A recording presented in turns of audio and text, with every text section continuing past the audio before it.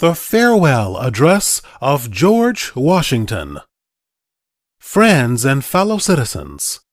the period for a new election of a citizen to administer the executive government of the United States being not far distant, and the time actually arrived when your thoughts must be employed in designating the person who is to be clothed with that important trust, it appears to me proper, especially as it may conduce to a more distinct expression of the public voice, that I should now apprise you of the resolution I have formed to decline being considered among the number of those out of whom a choice is to be made.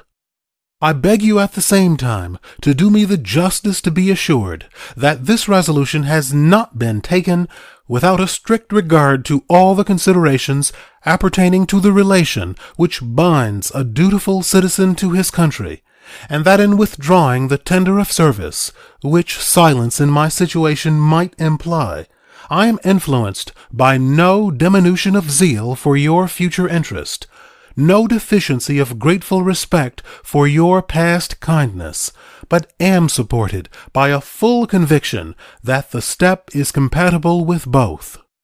The acceptance of and continuance hitherto in the office to which your suffrages have twice called me have been a uniform sacrifice of inclination to the opinion of duty, and to a deference for what appeared to be your desire. I constantly hoped that it would have been much earlier in my power, consistently with motives which I was not at liberty to disregard, to return to that retirement from which I had been reluctantly drawn. The strength of my inclination to do this, previous to the last election, had even led to the preparation of an address to declare it to you. But mature reflection on the then perplexed and critical posture of our affairs with foreign nations, and the unanimous advice of persons entitled to my confidence, impelled me to abandon the idea.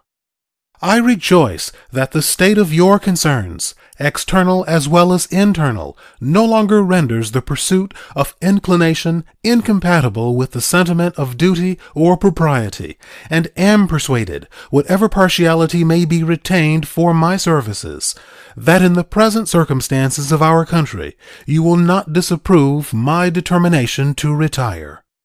The impressions with which I first undertook the arduous trust were explained on the proper occasion. In the discharge of this trust, I will only say that I have, with good intentions, contributed towards the organization and administration of the government the best exertions of which a very fallible judgment was capable. Not unconscious in the outset of the inferiority of my qualifications, experience in my own eyes, perhaps still more in the eyes of others, has strengthened the motives to diffidence of myself, and every day the increasing weight of years admonishes me more and more that the shade of retirement is as necessary to me as it will be welcome. Satisfied that, if any circumstances have given peculiar value to my services, they were temporary, I have the consolation to believe that while choice and prudence invite me to quit the political scene, patriotism does not forbid it. Relying on its kindness in this as in other things, and actuated by that fervent love towards it which is so natural to a man who views it in the native soil of himself and his progenitors for several generations, I anticipate with pleasing expectation that retreat in which I promise myself to realize, without alloy, the sweet enjoyment of partaking, in the midst of my fellow citizens, the benign influence of good laws under a free government, the ever favorite object of my heart, and the happy reward, as I trust, of our mutual cares, labors, and dangers.